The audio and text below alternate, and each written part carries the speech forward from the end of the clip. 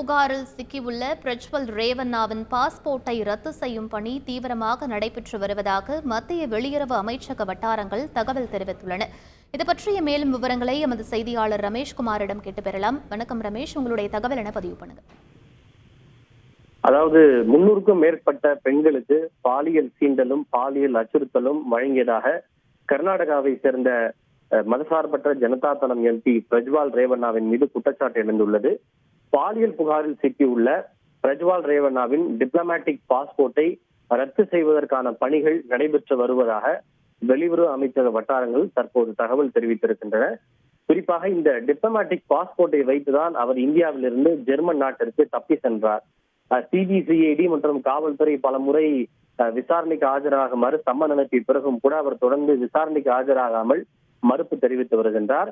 இந்த நிலையில் இவருக்கு வழங்கப்பட்டுள்ள டிப்ளமேட்டிக் பாஸ்போர்ட்டை ரத்து செய்ய வேண்டும் என ஏற்கனவே ஒரு 2 வாரங்களுக்கு முன்பு கர்நாடக அரசு வெளியுறவு அமைச்சகத்திற்கு கோரிக்கை விடுத்திருந்தது. இந்த நிலையில் இன்றைக்கு இரண்டாவதாக மீண்டும் ஒரு முறை கர்நாடக அரசு வெளியுறவு அமைச்சகத்திற்கு இந்த கோரிக்கையை வழங்கி இருக்கிறது. அதாவது பிரஜ்வால் ரேவண்ணாவின் இந்த டிப்ளமேட்டிக் பாஸ்போர்ட் என்றால் தூதரக பாஸ்போர்ட் என்று அர்த்தம்.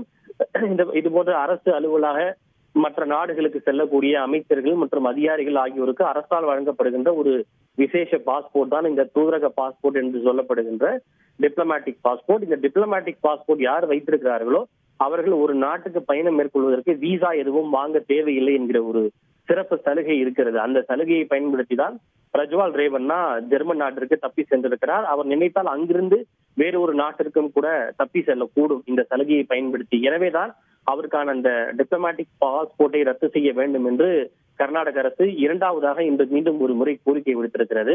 அவரது டிப்ளமேட்டிக் பாஸ்போர்ட்டை ரத்து செய்ய வேண்டும் என்கிற கோரிக்கையை செயல்படுத்துவதற்கான பணிகள் நடைபெற்று வருவதாக வெளியுறவு அமைச்சகம் தற்போது தெரிவித்திருக்கின்றது. எனவே கூடிய சீக்கிரம் அதில் ஒரு முடிவு எடுக்கப்படும் என்று எதிர்பார்க்கப்படுகிறது. விவரங்களுக்கு நன்றி ரமேஷ்குமார். செய்திகளை உடனுக்குடன் தெரிந்து கொள்ள உடனே சப்ஸ்கிரைப் பண்ணுங்க.